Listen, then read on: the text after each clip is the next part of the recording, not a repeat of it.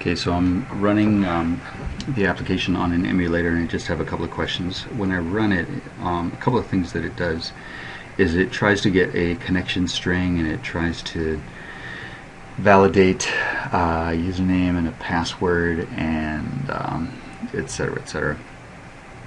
Right here, it's trying to get a division.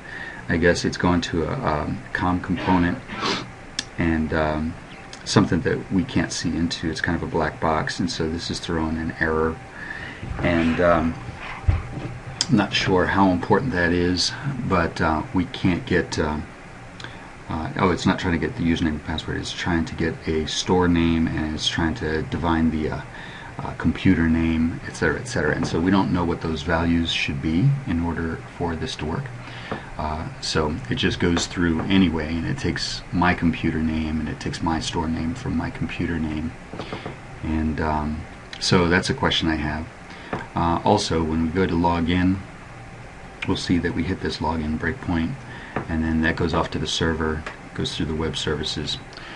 Here's another COM component that we don't really have any insight into, but it tries to hydrate this property RC, which should be a 0 or a 2 if it's going to work, but RC here winds up being like something like 35.99.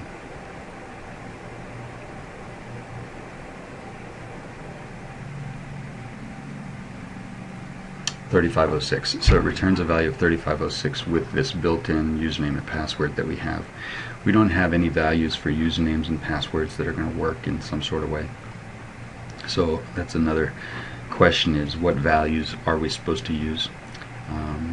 Or we could just make them up. But I'm forcing it to be 0 here just so we can get through the rest of the code. And then I hydrate the values that are going to tell it what kind of items to draw on the screen. So this just fills in some fictitious values that we're giving it.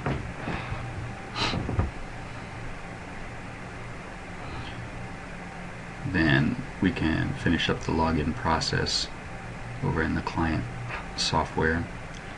Let's see what else it's doing here.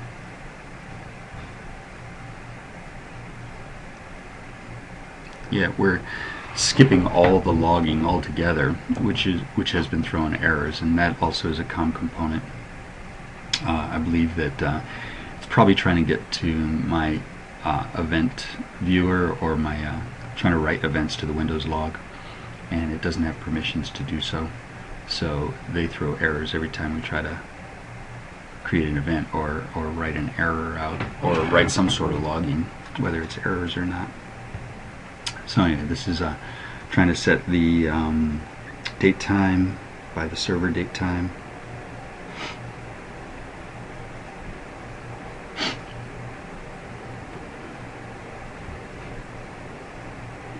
And it throws an exception, and then we try to handle that exception, and we can't do it.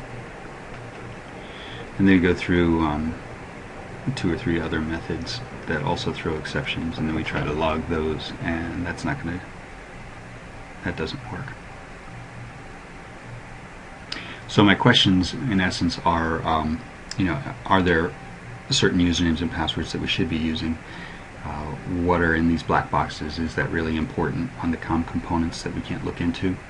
Also, I had to comment out any connections to the database, so the connection strings are commented out, or the connection open method is commented out.